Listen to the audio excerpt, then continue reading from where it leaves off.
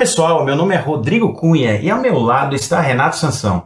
Hoje a gente vai falar sobre a produtora que vem causando alvoroço entre cinéfilos aí de todo mundo e vem também subvertendo o padrão atual de se fazer cinema, tornando-se sinônimo de qualidade. Senhoras e senhores, hoje nós vamos falar sobre a nossa querida A24.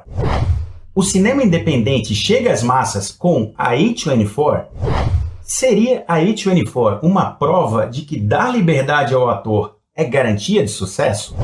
O acordo com a Apple TV Plus poderá limitar a criatividade da empresa?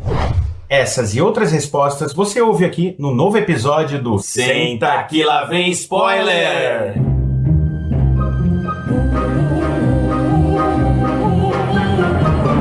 Senta que lá vem spoiler.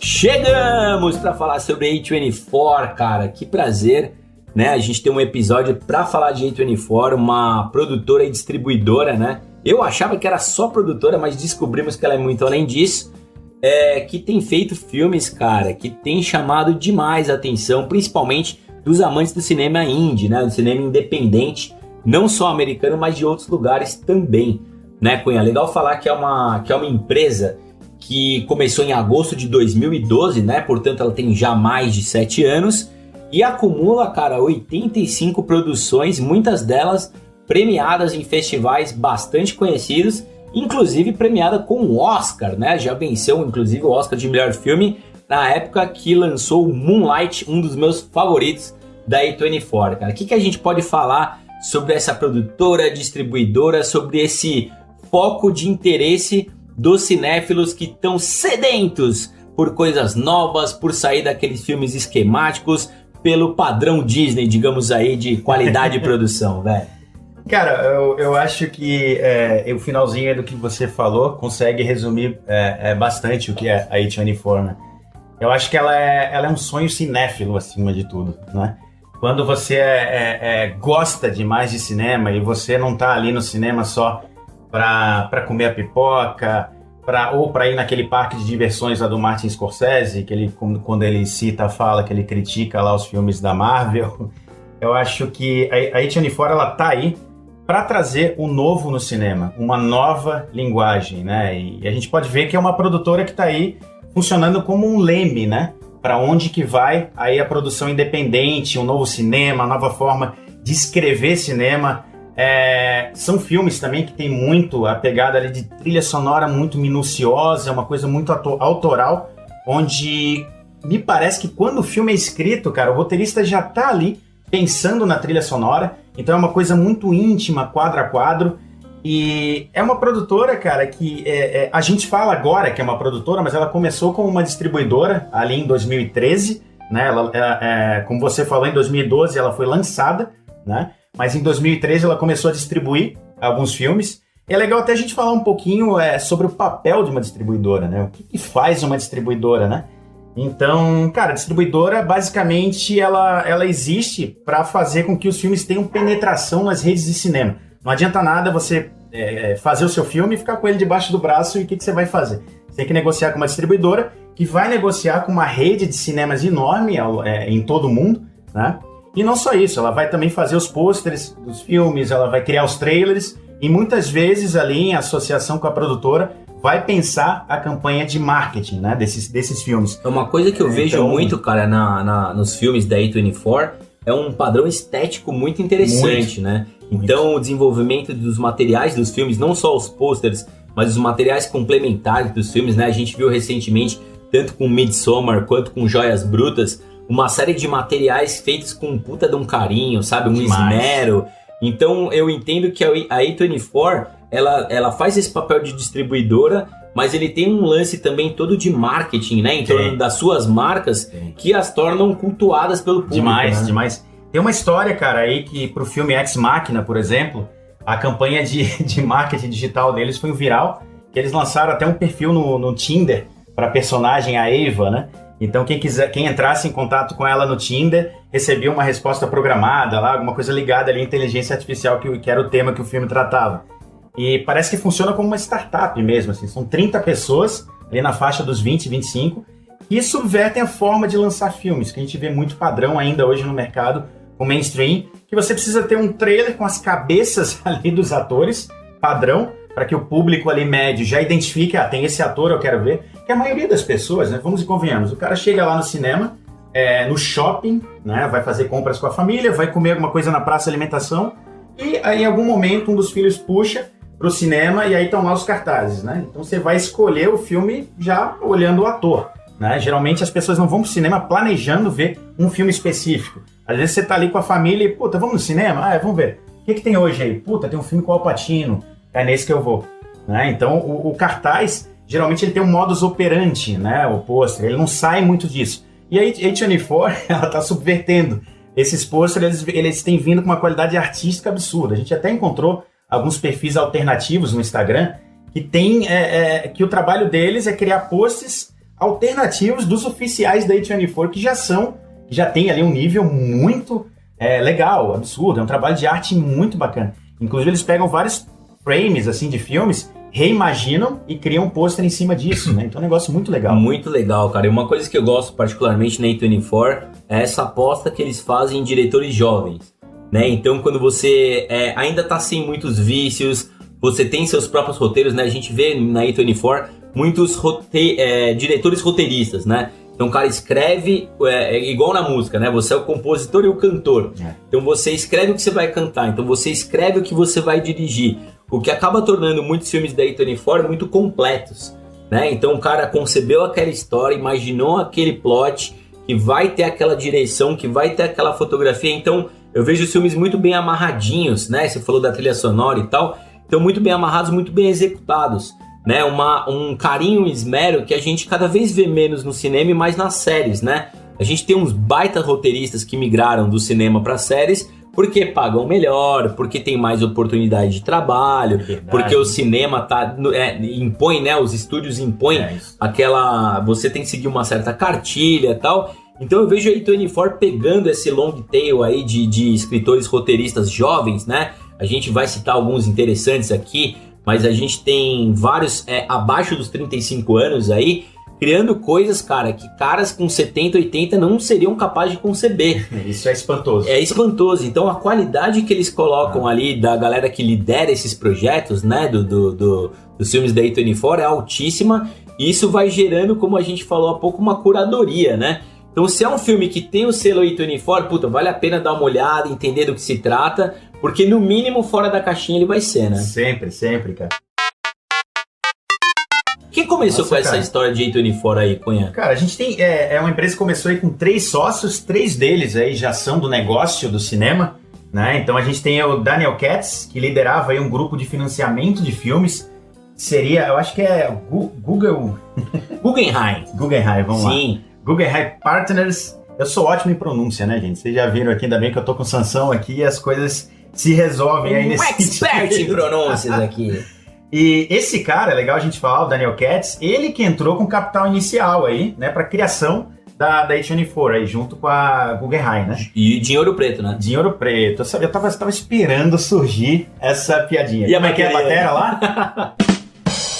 A gente teve aí também o David Frankel, que cara, aqui tem uma coisa muito legal. O David Frankel, ele vem da Oscilloscope, que é a produtora que ele tinha antes da A24.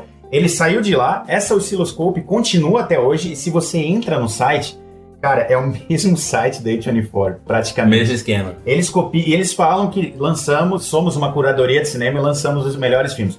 Eu acho que ele deixou lá o modus operandi de como a A24 ia trabalhar, e continua paralelamente. A gente imagina que seja o diretor criativo, talvez. Exatamente, né? Pode ser. E tem o John Hodges também. Esse cara é o que saiu agora em 2018. E ele era um chefe de produção e desenvolvimento aí, né? Então, basicamente um super grupo cinematográfico, né, cara? Virou isso. São 2 caras hoje, né? Que encabeçam aí o estúdio. E, cara, a gente também tem a gente olha isso acontecendo, né? Existem ali super grupos no rock que juntam, né? Membros ali de várias bandas e tal. Tem muita coisa legal acontecendo nesse momento também com relação a isso. A gente vê isso agora no cinema, né? Não é algo de hoje, é legal a gente falar. A gente teve ali nos anos 90 Miramax, né? Que foi casa ali do Tarantino, Roberto Rodrigues. Sim. E tantos outros. Inclusive foi responsável também por grande parte do sucesso de Cidade de Deus. A maior distribuidora dos anos 90, eu acho que foi a Miramax. Eu acho que foi eles, cara. Se a gente lembrar os grandes filmes de ação, a grande maioria deles era a Miramax. Era a Miramax, cara. Mas eu não sei se ela tinha essa veia tão indie quanto a gente tem na A24, né? A Miramax, né, mais pro lado de cada Downtown Filmes também, eles parecem fazer boas escolhas do que eles vão distribuir aí, né? Exato. Olha, no momento que começa a chover aqui na Caverna do Spoiler, sim, estamos em São Paulo, uma cidade que chove cântaros, Rodrigo Cunha. Não para, então não para de chover. Então se tiver um barulhinho de chuva, faça com que esse barulhinho faça parte do contexto desse podcast e deixe ele ainda mais gostosinho pra você. Cara, mas voltando aqui a A24, vamos lembrar do começo deles, né, cara? Quando ali em 2013, 7 anos atrás, quando tinha, né, apesar desse capital inicial que a gente mencionou aqui, menos possibilidades, né? Não tinha esse hype todo que tem em torno da produtora e distribuidora. Como é que foi, Cunha, que começou essa história, cara? Rapaz, eles começaram aí com As Loucuras de Charlie. Quem é esse Charlie? É o Charlie Sheen, exatamente ele. Esse foi o primeiro filme da A24, distribuído pela A24, né? É importante a gente colocar. E tem curiosidades desse filme, pelo menos 3 delas aqui. Uma delas é que ele foi dirigido e roteirizado pelo Roman Coppola. Sim, filho aí de Francis Ford, né? Nosso amigão. E é um filme que tem Bill Murray também. Você jamais imaginaria isso. E tem só 4.8 no IMDb. Então, eu acho que eles não começaram com o pé direito, Sansão. O que você acha? Ah, cara, eu acho que... Eu não vi isso, você viu? Não vi, nem vou ver. Também nem pretendo, zero curiosidade. Não vi, nem verei. Mas eu confesso pra você, cara, que foi o segundo filme deles que começou a despertar alguma curiosidade, né? Spring Breaks, cara, fez um belo sucesso de bilheteria, foram mais de 30 milhões aí faturados, com Selena Gomez, James Franco no elenco. Eles contam a história das Spring Breakers, né?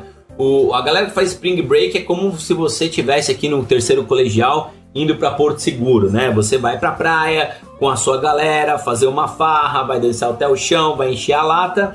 E aí é nesse clima de Spring Break que acontece uma história, quase um thriller dentro de um filme festivo, né? Legal, porque pra mim parecia algo genérico de férias, cara, não é isso, então. Tem um James Franco bastante inspirado, uma das melhores atuações de uma carreira bem errante, né? Aí do James Franco, mas ele faz ali, digamos, um gangster, né? Alguma coisa desse tipo, e ele se sai bastante bem, cara. Então é um filme que me chamou a atenção. A crítica não é tão fã desse filme assim, mas eu acho que começa a ganhar destaque A24 a partir dali, velho. Foi legal que esse filme também foi dirigido pelo diretor de Kids, né? Que fez lá nos anos 90 um filme que chocou todo mundo. Que tinha muito sexo na cara, muitas drogas, consumo de drogas. E aí depois desses 2 filmes que a gente mencionou aqui, né? Que foram aqui em 2013 ali para 2014, os próximos 2 até 3 anos ali eles seguem nesse mood, ainda sem grandes investimentos, né? Tanto orçamentário para produzir filmes, né? Na realidade nem produzir filmes, esses caras só distribuíam. Mas eles tinham pouco investimento para divulgação mesmo, para alguma campanha mais ousada ou até campanha para Oscar. Mas ali em 2016, o que acontece, Renato Sansão? Cara, em 2016, velho, eles lançam numa tacada só Ex Machina, M, documentário sobre Amy Winehouse, e Room, que é o quarto de Jack, cara, que foi um filme que surpreendeu todo mundo em 2016, velho.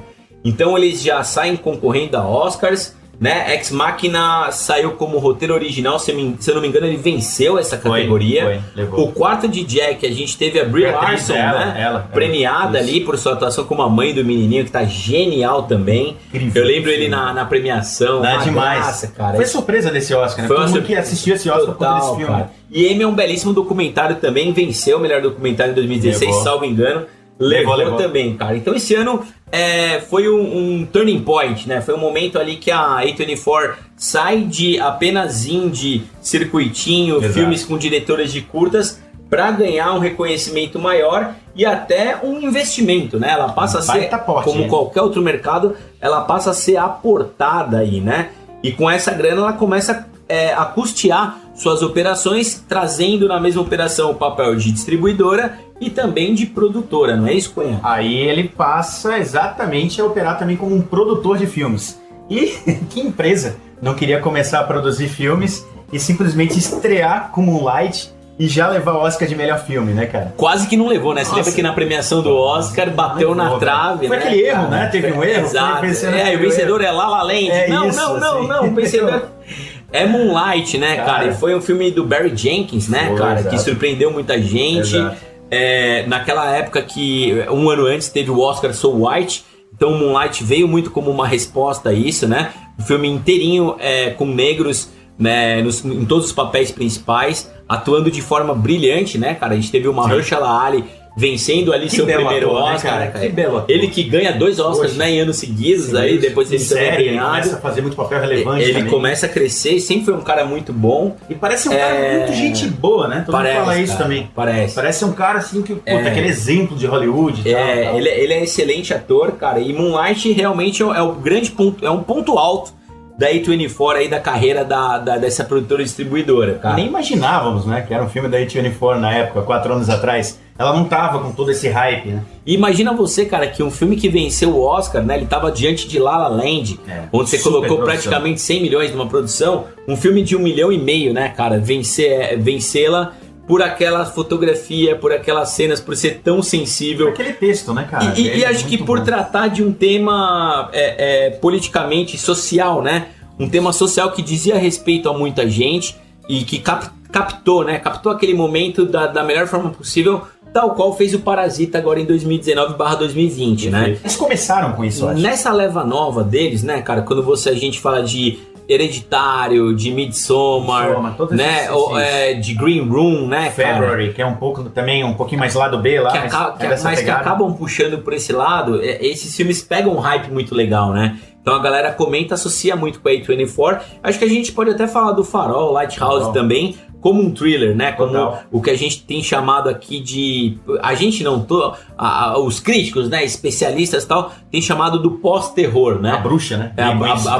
Muito forte, né? Pós-terror, que é aquele terror psicológico, que vai escapar um pouco dos jump scares, né? Daquele terror que arrebentou na década de 90 até nos anos 2000 e vai trabalhar fotografia, vai trabalhar elementos interessantes, como lá na Blumhouse o Jordan Peele tem feito, né, cara? Então quando a gente assiste Corra ou assiste Us, né, nós, filmes que tem um enredo, cara, tem um roteiro muito bem feito, que não é aquela coisa rasa só pra te dar meia dúzia de susto, não, ele vai contar uma história. Tem até poucos sustos, né? Os filmes da A24, exato, cara, tem poucos, mas assim, são filmes que ficam com você e vai mexer no seu psicológico, cara. Midsommar, por exemplo, que é um filme que, na minha opinião, foi um pouco renegado nas premiações de 2019.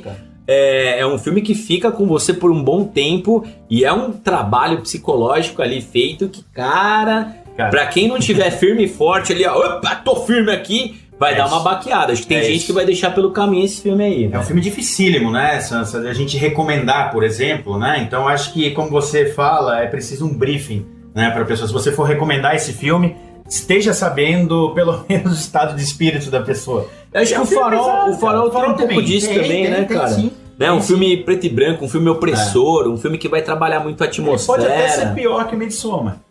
Dependendo do caso, pode ser, cara, porque são filmes incômodos, né? A gente tem a nossa amiga Mila, que participou com a gente no episódio que a gente falou do Oscar. Adam Sandler, né? Que é a fã do Adam Sandler. Eu achei um horror a atuação dele, eu achei ele super caricato, achei que ele tá tentando imitar.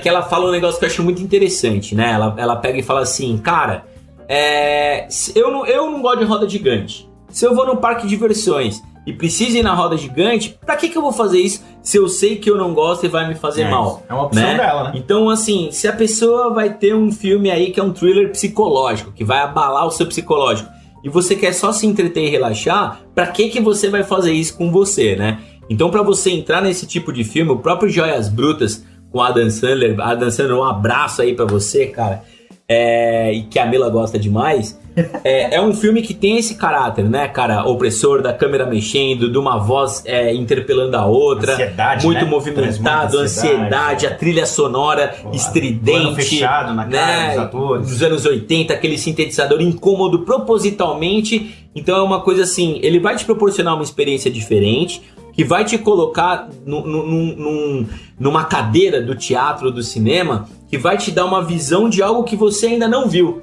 Isso me agrada muito na A24. Cada filme novo que eu assisto deles, eu não falo assim, esse aqui é parecido com aquele, ou esse aqui é uma continuação daquele.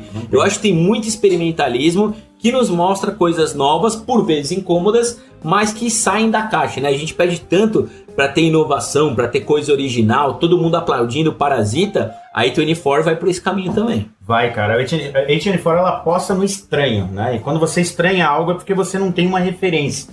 Então, e eu também gostaria de falar, poxa, se você, voltando ao exemplo da Mila, se você não gosta da roda gigante, você já sabe a sensação que você vai sentir ali, olha, eu preciso dizer que você também vai perder muita coisa, que se você não tentar, pelo menos, assistir uns 15 ou 20 minutos desses filmes, eu tenho certeza que você vai ser sugado pra dentro e vai gostar demais. A A24 ela tem isso, ela cria, eu sinto que cada filme dela é um mundo ali que você entra, é um universo, né? É um universo, novo universo, né? Não é um filme que você assiste e sai de você, né? Uns são melhores do que outros, mas todos ficam com você de alguma forma. Sim. Né? São filmes muito marcantes. Então, cara, a gente gosta tanto dessa produtora que a gente tem camiseta dessa produtora. Exato, né? cara. A gente tem camiseta da A24, circulamos com elas por aí. E as pessoas perguntam, onde você fez essa camiseta? Não podemos trabalhar. Isso é um segredo da Caverna do Spoiler. Exato. E, cara, não seria esse o podcast da A24? Mas olha, é legal falar que em 2018 nasceu o The A24 Podcast, né, cara? Eles têm seu próprio podcast. Eles têm seus perfis nas redes sociais interessantíssimos, muito onde legal. Eles colocam os posters que falamos aqui. No site vocês conseguem ver uma lojinha que eles têm lá, legal, com né, coisas cara? lindíssimas, Canecas, cara. tem um monte de A gente vê coisa que lá tem deles, gente cara. do ramo ali mesmo. E Cunhão, a sensação que eu tenho é que os filmes da A24, a produtora tem ali uma equipe de psicólogo, de psiquiatra, porque eles mexem tanto com esse lado psicológico da gente, eles subvertem, né? Tem esse lance de subversão que eu acho que tá na missão, visão, valores ali da empresa, que eles subvertem as expectativas de uma forma que não só causa um incômodo, mas começa a fazer a gente pensar de formas diferentes, né, cara? Então eu acho muito legal esse trabalho que eles fazem e fico bastante ansioso para saber o que vem por aí também. A A24 ela tem uma coisa também, cara, que é muito legal, porque eles trabalham com um budget muito pequeno na maioria das vezes, né? Isso acaba sendo aquela provocação, né? Muita gente, especialmente nós que trabalhamos com publicidade, quando a gente tem orçamento para campanha muito pequeno, geralmente vem aquele desafio para você lançar algo original, algo que saia fora da caixa. Então é um momento de superação. Então a A24, cada filme ela trabalha com esse momento de superação. Todo filme ela está se superando. Então é uma produtora que ela não dá muito dinheiro, a gente sabe disso, né? A maioria dos filmes não tem um grande retorno, mas ela está construindo um nome, né? E essa construção de nome tem feito com que, além de ela ter virado basicamente uma curadoria de cinema, né? O selo que você bem falou, tem o selo A24 Eu Posso Assistir, é uma coisa que eles já estão começando a colocar em todos os posters. A maioria desses filmes que a gente assiste já são meio que clássicos modernos do cinema, né? Midsommar, cara, é um clássico, né? Eu acho que daqui a uns 10 ou 15 anos a gente vai olhar pra esse filme, o que foi aquele filme? A Bruxa, o Farol. Esses filmes já são clássicos. Exatamente, cara. Né? E você tem essa certeza quando acaba de ver. Ex Machina. Ex Machina. Eu acabei de assistir alguma coisa que tá virando referência. O próprio Moonlight que a gente falou agora. Moonlight, né? Então a gente... O Under the Skin, que é um sci-fi muito louco lá com a Scarlett Johansson, né? Que muita gente falava na época, né? Especialmente a mídia mais mainstream, que era o filme onde a Scarlett aparecia nua e tal. Mas, cara... Green Room, que eles vão falar de punk rockers ali, que tem uma banda, e aí você tem que vibe louca, que é maluco, eu acho que essa coisa de subverter os próprios gêneros, né, cara? Eu gosto demais dessa forma como eles trabalham com roteiristas que pensam diferente. Então, é tão difícil, né, em Hollywood, você casar direção e roteiro. Exato. E como eles trabalham com orçamento baixo, eles têm uma certa autonomia de apostar nos próprios sonhos, né? No que eles acreditam que é uma coisa com grande qualidade. E a gente vê isso até na quantidade de produções, né? Se a gente pegar, 80 filmes que eles têm aí, produzidos ao longo de 7, 8 anos, você tem uma média aí, cara, são 10. São 10 filmes por ano. É bastante filme? É bastante filme. Por que isso é possível?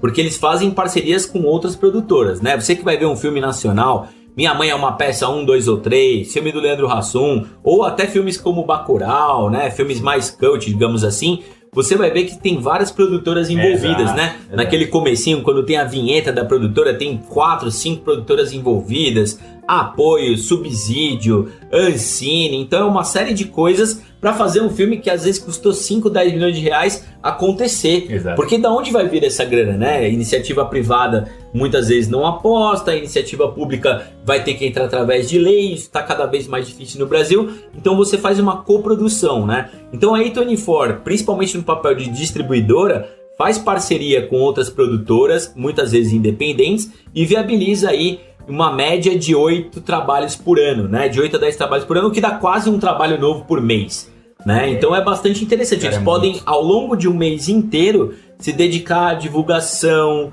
né? Ao lobby, ao trabalho de marketing digital que eles fazem de forma brilhante e vão conquistando o público, né? Legal a gente lembrar que as redes sociais deles já tem mais de 500 mil de seguidores, né?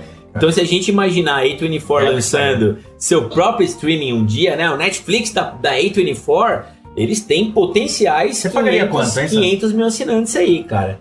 Lançando um filme por mês?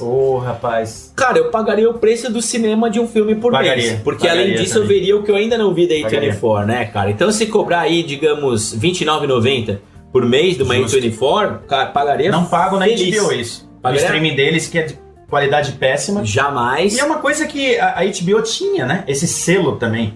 Ainda tem, mas eu acho que a A24 ela envezou para um caminho que a HBO ela sempre foi, eu acho que mais pelo valor de produção. Eu acho que é legal até o comparativo, porque a HBO de fato ela aposta onde muitos não apostam. Exato. Ela sabe mostrar grandes caminhos interessantes. Mas eu ainda acho que a HBO tá mainstream. É mainstream. Né? Ela trabalha com, vamos lá. A gente pega Years and Years, que é uma produção HBO, né, que é diferente, que vai tratar de assuntos diferentes, mas ainda é visto e apreciado por muita gente. Exato. A A24 tá aqui pra incomodar. Eu acho que isso aí, a HBO Years não and tem Years isso. é fora da caixa? É incômodo, mas não se compara um projeto ao incômodo causado pela A24. É muito diferente. E o risco é muito maior da A24. Risco maior, você pode fazer produções que flopam aí. Exato. Só que como não custou tão caro, então aquele 1 milhão não deu certo. Como são 8 apostas por ano, você tem mais 7 fichas pra apostar, pra pelo menos uma ou duas renderem, como é o caso da maioria dos filmes que a gente mencionou aqui. E já que a gente está falando aqui de produtoras, né, nem só de A24 vive o cinema independente. E graças a Deus, né, a gente precisa de cada vez mais gênios no mundo aí com pouca inspiração, vamos colocar. Né, e tendo coragem, né, tomando a frente e fazendo seus projetos acontecerem. Exato. Nem que eles comecem como curtas, para serem vistos, serem apreciados e depois, no segundo momento, se tornarem longas aí mundialmente premiados. É bem por aí. E nesse espectro aí a gente tem a Annapurna Pictures, que também ela teve um hype durante muito tempo também. Eu acho que teve um problema lá com os sócios, ela mudou um pouquinho de direção. Ela foi responsável pelo lançamento de Her e Vice, né? Só pra gente ficar em 2 exemplos. 2 ótimos filmes, né? Ótimos Principalmente filmes. o Her, né, cara? O Her tá com a gente até hoje aqui. Sempre estará. Eu tô sempre pra vê-lo, sempre pra vê-lo. Foi lá que Joaquim Phoenix conheceu o Rooney Mara, né? Sua namorada e noiva hoje, com aquele bigodinho esquisito, mas Joaquim Phoenix é um cara diferenciado. E aquela voz da Scarlett Johansson nesse filme? Nossa, a voz da Scarlett, diziam na época que ela merecia uma indicação ao Oscar pela voz, eu lembro. como inteligência artificial de Her, né, cara? Absurdo. Eu não esqueci. Cara, demais. Temos aí a nossa querida também, Blumhouse, que tem ultimamente cometido vários acertos, mas também muitos erros, né? A gente tem, eles foram responsáveis, por exemplo, por grande parte dos filmes aí de Jordan Peele. O nosso querido Get Out, né? Corra, né? Mais conhecido como Corra, e também o Us. E vários outros filmes de terror também com essa pegada de novo terror, né? Que também é deles. E a Neon Pictures também, que distribuiu aí o Parasita lá nos Estados Unidos. E também Honeyland, né? Então são os caras aí que talvez depois de Parasita eles alcem voos aí bem maiores. Tomara, né? 2 filmes que estiveram aí no último Oscar, né, cara? E que abrem novas portas, né? Como a gente falou aqui. Alguém tem que começar o trabalho sujo, alguém tem que abrir o caminho para tanta gente que tá sonhando ver que o sonho é possível. Olha, minha gente, eu vou falar que a gente tentou resistir à tentação, mas não conseguimos. Tentamos fazer um top 3, não conseguimos. Um top 5, não conseguimos. Top 7, não deu. As 7 melhores daqui do Senta Clavem Spoiler da A24 não conseguimos. Então, tanto Renato Sansão quanto Rodrigo Cunha fizeram seu próprio top 10 dos 10 filmes que mais gostaram e, portanto, recomendam a vocês da A24. Vamos a eles, Cunha? Vamos a eles. Cara, em 10º lugar, olha, eu vou colocar na minha 10ª posição uma comédia, né, chamada Enquanto Somos Jovens, que tem Ben Stiller. E, cara, eu acho que foi o primeiro filme que eu vi Adam Driver, velho. Ele é canastrão, ele é sacana, ele é o cara que vai dar todo o tom do filme e que vai iludir o Ben Stiller, né, que é sempre iludido nos filmes. Total, né, cara? A fazer cagada. Então, assim, Enquanto Somos Jovens, acho que está na Netflix, não tenho certeza. Mas eu não sei se é Netflix ou na Amazon, não tenho certeza, mas está num dos dois. Está em um deles e eu recomendo pra vocês, por isso está aqui na minha 10ª posição. E na minha 10ª posição, Renato Sansão, você não vai acreditar qual filme que tá aqui. Você vai achar injusto, eu acredito. Mas eu vou dizer pra vocês, muito difícil, tá aparecendo o Oscar desse ano. Que lista e que catálogo de filmes tem a A24. Mas na minha 10ª posição, tá lá Uncut Gems, aí Joias Brutas da Netflix. Que quase, né? Muita gente estava torcendo para que fosse indicado ao Oscar, toda aquela história. Tem o Adam Sandler com o papel da vida dele. É um filmaço dos diretores aí, os irmãos Safdie. Eu adoro, gostei muito desse filme. É um filme que, tem toda aquela pegada acelerada de trilha sonora, causa ansiedade. Ele tá aqui porque, cara, é o melhor trabalho do Adam Sandler, né? E foi por onde eu conheci os irmãos Safdie. Tá? Então eu gostei demais dele, ele já tá na Netflix, dá pra você assistir. Não perca esse filme, assista, e se você gostar dele, eu vou fazer um link mais pra frente aqui no Top 10 com outro filme que também é desses diretores, que eu também acho que você vai gostar muito. Em 9º lugar aqui da minha lista, cara, eu coloquei Enemy, o Homem Duplicado, velho, uma adaptação do livro do fantástico José Saramago.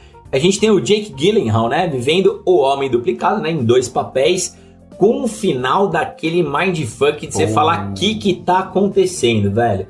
Um excelente filme, né, que mostra que o Jake Gyllenhaal é um cara que também está numa crescente em sua carreira. Tô gostando muito das escolhas recentes dele, principalmente o Corvo, cara. Aquele filme mexeu... o Abutre. Corvo. O Abutre mexeu demais comigo, mas ele brilha muito em O Homem Duplicado, que aparece aqui na minha 9ª posição. Antes de entrar na minha 9ª posição, preciso também falar um pouquinho mais da 10ª, que ela também tá aqui na minha lista por conta do final. Que final tem Uncut Gems? Baita final. Mas aqui na minha 9ª posição temos o The Florida Project, do diretor Sam Baker, com Willem Dafoe. Que filme feel good, cara. Que hotel bacana. É um filme ali tão pequeno, né? Ele acontece dentro daquele hotel. Logo depois, do lado do hotel, você tem um parque, uma cidade dos sonhos, onde a gente tem ali o segurança lidando ali com crianças, né, e com a mãe dessas crianças. Um filme muito pequeno na proposta, mas grandioso de espírito, cara. Eu gostei demais desse filme. 8ª posição, cara. Olha, uma coincidência aqui na 8ª posição, então o 8th Grade, né, que é, digamos, a 8ª série, onde a gente tem, cara, não parece um filme, parece um documentário. É uma menininha de 14 anos, mais ou menos a idade que você tem na 8ª série, que grava vídeos dela dando conselhos amorosos, cara. Ela que não faz ideia do que é viver um amor. Então ela tem na prática, né, aquela coisa de querer andar com os mais velhos, de querer acontecer, de querer ser aceita. Tem uma cena maravilhosa que ela é convidada para uma festinha na piscina e ela é meio cheinha, ela não sabe como se portar na festa. Ela é completamente deslocada, mas é um retrato dessa pré-adolescência, né? Já uma adolescência, digamos assim, muitíssimo bem feito, um filme incrível, um filme lindo e que mereceu todas as premiações que teve recentemente. 8ª posição, 8th Grade. E na minha 8ª posição, você não faz nem ideia de que filme tá, Renato Sansão. The Killing of a Sacred Deer, ou O Sacrifício do Servo Sagrado, do nosso diretor, um dos nossos diretores prediletos aqui da Caverna do Spoiler, Yorgos Lanthimos. Nosso iogurte grego, nosso iogurte grego.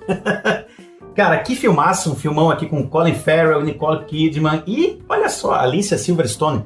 Cara, esse é um dos maiores suspenses que eu já assisti na vida, porque ali ele pega os 40 minutos iniciais dele, ele te deixa mas tão curioso pelo que tá acontecendo ali na tela, que você não faz ideia dos plot twists que vão acontecer dali pra frente, saca? Um filmaço. Outra curiosidade desse diretor, o grego Yorgos, é que a capa de todos os filmes, os pôsteres, eles são bege, né?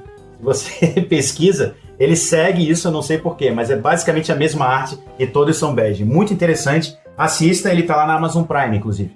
Cara, curioso você ter falado do nosso diretor iogurte grego, porque em 7º lugar aparece aqui na minha lista The Lobster, cara. É um filme dele também, do Yorgos, cara, foi ali que eu comecei a conhecer a loucura que passa na cabeça desse homem aí. Um cara bem A24. Bem A24, cara. The Lobster é uma história completamente atípica, cara. Um mindfuck do começo ao fim, né? Uma história familiar, onde a gente tem o nosso querido Colin Farrell, né? Colin Farrell. A gente tem o Colin Farrell, um ator que eu não gosto, que eu nunca gostei dele em nenhum filme, até ver ele em The Lobster, cara. E ele brilha demais nesse filme. Ele toma a frente com aquele bigodinho, aquela barriguinha saliente.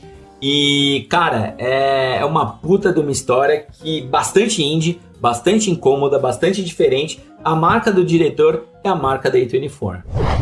E na minha 7ª posição, a gente tem um filme muito legal mesmo, aqui da diretora Lulu Wang. Ele é um filme que se passa na China, só que grande parte dele acontece, né? Não, realmente é na China, é que a família mora no Japão, mas é um filme de despedida, como o próprio nome já diz. Mas, basicamente, né, a avó ali de uma família recebe o diagnóstico de que está com câncer, mas a família resolve não dar esse diagnóstico, porque parece que na China eles acreditam que o paciente que tem câncer, ele morre de medo, né? Por saber que tem a doença. Então aqui no The Farewell, eu não vou falar o que acontece, mas eles criam um evento lá para evitar, né, a comunicação ali da doença, e seguem em frente. O filme é delicioso, é um filme doce. A vovó é uma querida, eu achei ela parecida com a minha avó em vários momentos. Recomendo demais The Farewell. E é um filme também estrelado pela nossa querida Meu Deus, eu não consigo falar isso. Awkwafina, cara, ela inclusive ganhou, ela ganhou o Globo de Ouro, né, por esse filme. E sequer foi indicada ao Oscar, né? Uma das injustiças. Esquecemos de mencionar lá atrás, né? Exato. Mas essa aqui, um pecado mesmo. Na minha 6ª posição, cara, uma antes do Top 5, aparece o vencedor do Oscar, cara, de 2 aninhos atrás, Moonlight, cara. Moonlight, que filmaço, que filme gostoso. Falamos dele aqui ao longo do episódio. E tudo que eu tenho pra dizer pra vocês se você ainda não assistiu Moonlight, se dê esse presente, se dê essa oportunidade, porque é um dos filmes mais sensíveis e bonitos que eu vi nos últimos tempos. E na minha 6ª posição, temos o querido Locke. Cara, esse filme aqui é surreal. Basicamente é um filme que se passa do início ao fim dentro de um carro, com ali o personagem principal, que é o Tom Hardy, ele falando no celular. Esse é o filme, é a sinopse do filme.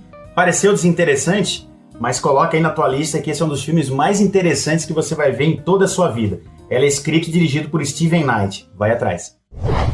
Abrindo o meu Top 5 aqui, meu querido Rodrigo Cunha. Eu vou entrar com um filme que você colocou lá embaixo, mas que merece um Top 5, que é Joias Brutas, Mila. Esse é pra você. Uncut Gems, com Adam Sandler brilhando intensamente. Cara, olha, um dos meus filmes favoritos de 2019, quando a gente fez o Top 10 nosso, né? Se vocês voltarem alguns episódios, tem o nosso Top 10, que é o nosso Awards.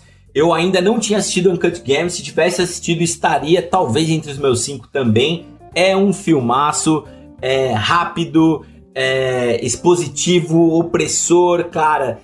Muitas informações ao mesmo tempo, uma atuação de gala do Adam Sandler dentro da cultura judaica, dentro daquela coisa de apostas no basquete, dentro daquela coisa da exploração, né, dos trabalhadores na Etiópia, para gerar o quê? Uma joia para um outro negro que joga basquete, né, que no caso é o Kevin Durant. Então você tem várias jogadinhas, várias camadas dentro desse filme que a uma primeira assistida talvez mais incomode do que agrade. Exato. Mas é um filmaço, né, como o Cunha falou, do Safdie Brothers, né, legal falar que são 2 caras que têm menos de 30 anos, os dois são 2 moleques que estão começando e fazendo bastante barulho aqui, cara. E na minha 4ª posição temos aqui Under the Skin, Sob a Pele, um filmaço com a Scarlett Johansson, que nesse filme aqui também, mais uma vez, está belíssima. Basicamente é um filme sci-fi completamente fora dos padrões, artístico pra caramba. E, cara, sinopse é basicamente ali uma mulher que atrai homens, né? Basicamente ali para sua nave espacial, não é uma nave espacial, mas é uma casa muito estranha sem luz. Ela atrai os parceiros para matá-los. Mas a graça do filme é você ver as cenas dessas mortes, como elas acontecem, né? Num quarto escuro praticamente, você não vê o chão. Os 2 personagens eles estão praticamente flutuando no quarto e ela vai se afastando, o homem vai indo ao encontro dela e começa a se afundar numa água, num líquido, é um negócio muito surreal aqui. Então esse filme para mim marcou demais, é do diretor Jonathan Glazer, que inclusive ele fez o Sexy Beast, eu acho ainda no começo dos anos 2000, e vem um novo projeto dele por aí, não anunciado, mas é algo que vale a pena a gente ficar antenado também, Sansão. Top 3, cara, olha, eu tô vendo aqui pelo GC que tem filmes em comum nossos aí nesse top 3. Deixa eu olhar o GC de novo. Eu acho que alguém colou de alguém aqui, cara. Para com isso. Mas vamos lá, em terceiro lugar, cara, The Lighthouse, O Farol, cara, segundo filme do Robert Eggers, com Robert Pattinson, Willem Dafoe, concorreu à melhor fotografia agora no último Oscar e merecia ter concorrido a muito mais coisas, cara. É um filme totalmente em preto e branco, que remete ao expressionismo alemão do século XX, né, já lá da década de 30. Isso. Mas, cara, aquela tela quadradinha, tudo bem enquadrado, a relação deles, a trilha sonora, os efeitos, a chuva, o vento, o barulho do farol, aquele desejo por aquele santo grau, né, que é o farol. Cara, mexeu demais comigo, gostei muito desse filme e é por isso que ele está em terceiro lugar aqui.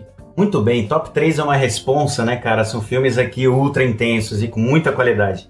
No meu terceiro lugar, eu trago aqui o Midsommar, cara. Pra quem assistiu esse filme sabe do que eu tô falando. Pra quem não assistiu, não vai ficar sabendo agora, porque eu não vou falar muita coisa também, porque ele é um filme muito de percepção. Você tem que assistir, é uma experiência muito densa, pesada, com uma cinematografia muito precisa, com uma belíssima trilha sonora. A gente tá falando aqui do diretor Ari Aster, né? Pra quem assistiu aí o Hereditário, também é legal ter em mente que ele não tem nada a ver com o Hereditário, tá? Ele é um filme bem mais denso, bem mais profundo, que fala muito sobre crenças, cultos, e a gente tem aqui a Florence Pugh, né, que é uma excelente atriz.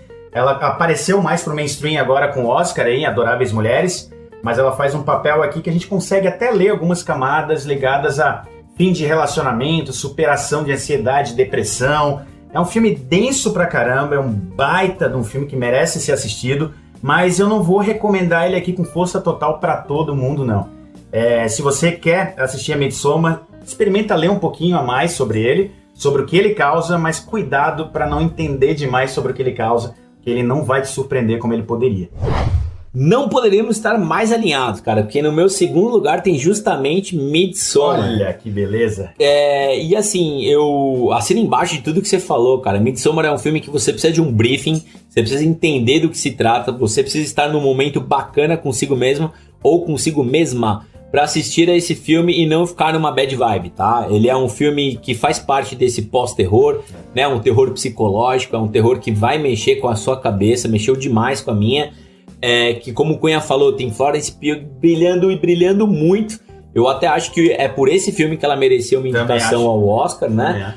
E é uma coisa interessante aqui, cara, em Midsommar. É um filme de terror, digamos assim, que acontece na luz do dia, né? Afinal, estamos falando do Midsummer, né? De alguns dias que lá na Suécia, né? No vilarejo da Suécia, um período de mais ou menos 5 dias, o sol não se põe. Então você tem luz ao longo de todo o período, o filme é inteiro muito iluminado e mesmo com toda essa luz, até excesso de luz, você tem um thriller psicológico atuando de forma intensa. É um filme que quem assiste não esquece, pelo lado bom e também pelo lado não tão bom, e é por isso que ele está aqui em segundo lugar na minha lista. E na minha lista, no segundo lugar, nós temos aqui um filme queridíssimo, cara, que se não fosse aí o finalzinho de 2019, ele estaria encabeçando a minha lista, que é o Ex Machina, do Alex Garland.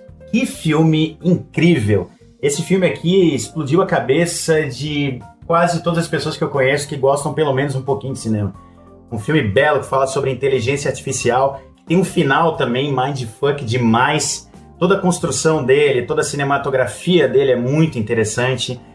E é um diretor também que, tô seguindo aí, tô esperando novos projetos dele. Ele tá vindo com uma série pro canal de streaming Hulu, inclusive, chamada Devs, onde ele retoma novamente esse tema de inteligência artificial.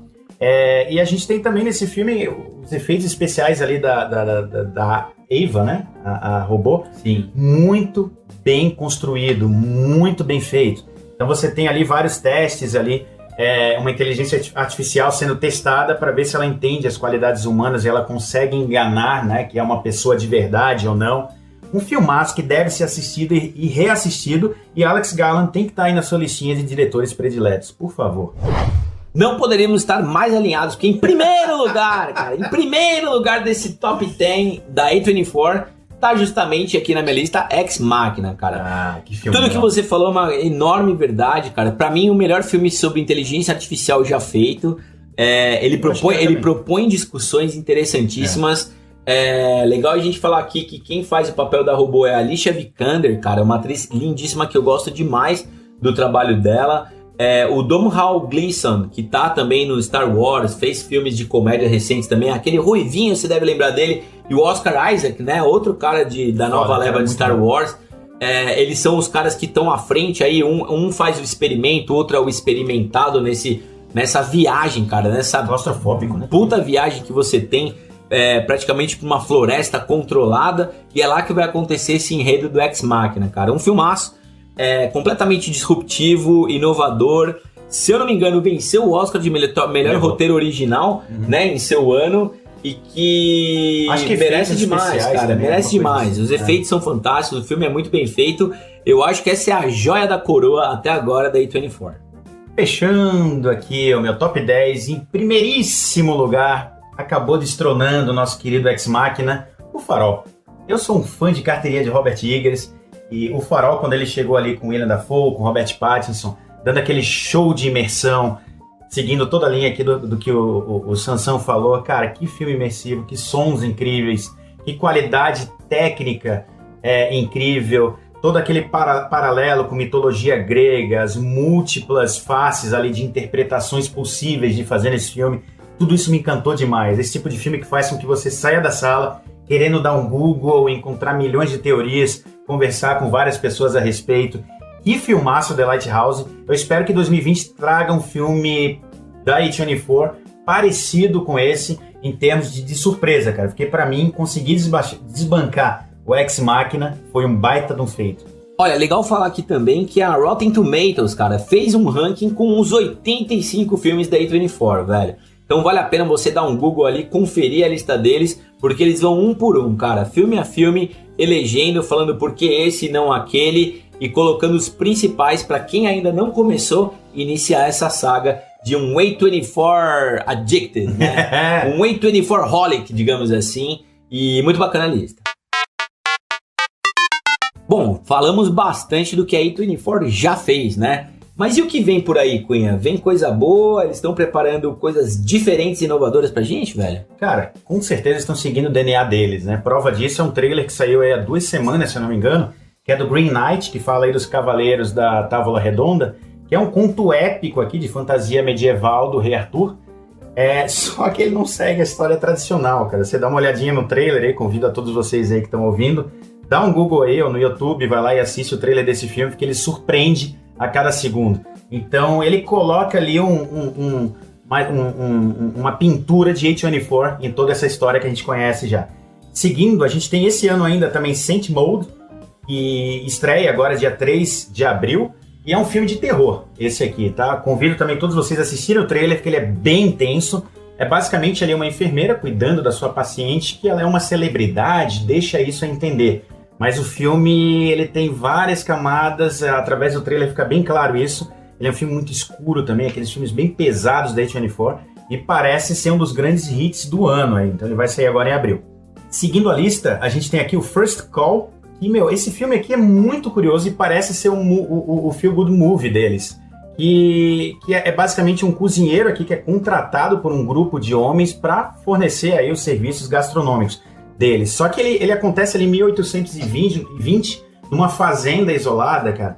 E essa vaca, que dá título aqui ao filme, né, First Call, é a primeira vaca, né, que eles conseguem naquela fazenda, e ela começa a sustentar ali um grupo de pessoas que vai nascer dali. Então, pelo que eu li um pouquinho da crítica aí nos festivais, parece que é um filme que ele bate muito ali no sonho americano, sabe? Se você não tem nada, uma vaca, você já começa e pode prosperar. E tudo isso com aquele folk na trilha de fundo, do trailer e tal. Então parece algo bem interessante, bem bacana aqui. E a gente fecha aqui com Zola, tem vários outros filmes ainda, né? Mas o Zola ele parece bem interessante. É de uma diretora aqui que ela vem de vários curtas. Ele não tem data de estreia ainda esse filme, agora em 2020. E a sinopse ela é bem interessante. Aqui a Zola, né? Ela é uma stripper que vê aí a sua vida mudar completamente após embarcar em uma viagem inesperada para a Flórida. e passa aí por diversas situações estranhas e bizarras no meio do caminho, né? É um road movie, né? Basicamente. Então, já deixa, por a gente conhecer a A24, a gente já fica muito ansioso pelo que vem por aí, né, Sansão? Cara, eu vou falar pra você que é muito legal, é muito gratificante pra gente que gosta demais de cinema, séries, coisas do tipo, ver novos caminhos serem trilhados, né? Então, tantos filmes que a gente já assistiu, quantos que já estão na nossa lista aí pra assistir, quanto essas novidades que a A24 tá trazendo, mexem bastante com a indústria de uma forma geral, aponta novos caminhos e faz diretores repensarem, né, cara? Será que eu não posso trilhar um caminho novo? Será que eu não posso fazer algo diferente? Enfim, será que eu posso inovar? Ainda há tempo para inovar, né? Quando a gente tem aí o ano de 2020, tanta coisa já feita, a A24 tá respondendo, dá tempo de inovar. E eu acho que tem mais uma coisa, cara. Tem um acordo vigente, né, que já vai começar a rolar em breve, que é uma parceria da A24 com a Apple TV Plus, né? E muita gente fica se perguntando, porra, será que isso vai limitar a criatividade da empresa, né? A partir do momento que estou embaixo de um guarda-chuva da Apple, isso vai ser um fator limitante? O que você acha, Cunha? Cara, eu acho que pode acontecer, tá? Muito embora eu acho que não vai acontecer agora, nesse primeiro momento.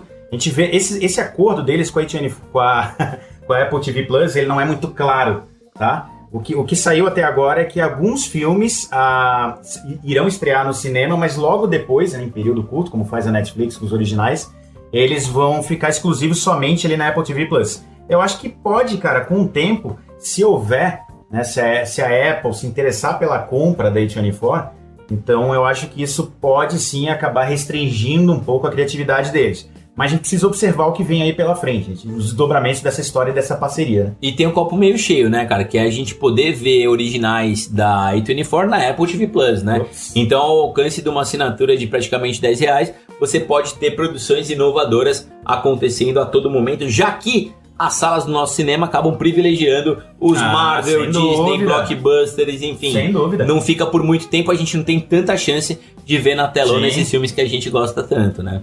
Isso colocando que a gente tá aqui em São Paulo, né, Sansão? Pô, quanta gente aqui fora do eixo Rio-São Paulo não consegue nem assistir um filme ali, um mainstream que já fica uma semana e já troca pro principal, né? Então, pra muita gente isso aqui é uma dádiva, uma Apple fazer um acordo desse, né?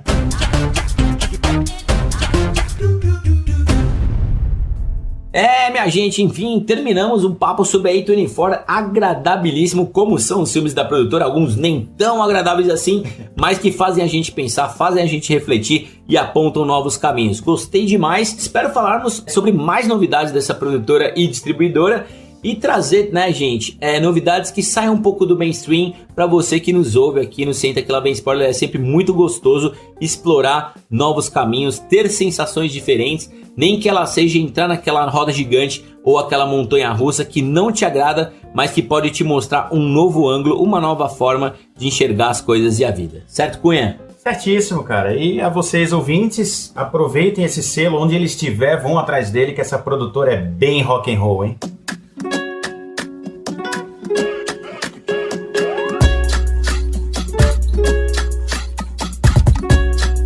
O que é o Senta Que Lá Vem Spoiler, cara? Olha, o Senta Que Lá Vem Spoiler, Sansão, é um podcast dos nerdicitários, começa por aí, chamado... Um deles é o Rodrigo Cunha e o outro cara é o Renato Sansão. São dois caras que falam desde que se conhecem de cinema. Então a gente adora falar sobre isso, gente. Cinema, séries, né? Cinema. Indústria do entretenimento, nerdices, né, em geral. Nerdices em geral, mas sempre atreladas ali à tela, à telona. Telona, Telinha também. E é legal falar também, né, Cunha, que estamos nas redes sociais, né? Estamos no Facebook, estamos no Instagram e estamos no... Só isso, né? São as duas redes sociais. Para por aí, né? A gente não consegue administrar tudo. A gente usa muito a nossa sigla, que é o SQLVS.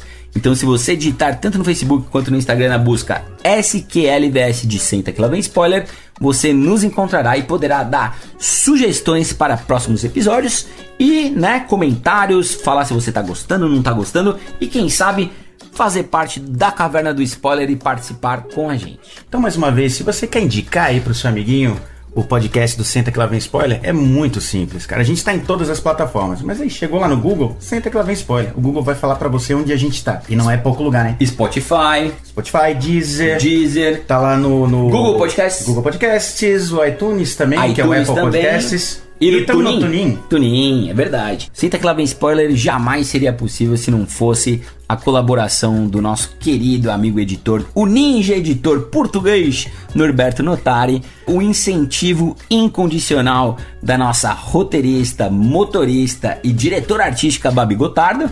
E tem alguém que você quer homenagear, Cunha, agora? Olha, cara, todos os nossos ouvintes. Nossos que ouvintes. estão por aqui. Nossos ouvintes. Os gatos que estão na sala e todos Nossos os cachorros também estão por aqui. Da Caverna do Spoiler. E ele, né? Ele, maestro, o maestro Drogo, que tá sempre com a gente, muitas vezes cedendo a caverna VIP do Spoiler. Então esperamos vê-lo aqui. Aliás, ter você aqui com a gente, ouvindo não só esse, como outros episódios, na plataforma que quiser, no horário que quiser, no volume que quiser. E não se esqueça, né, Cunha? Coloquem os seus fones, aumentem o volume e... Senta que lá vem spoiler! A, B on the B.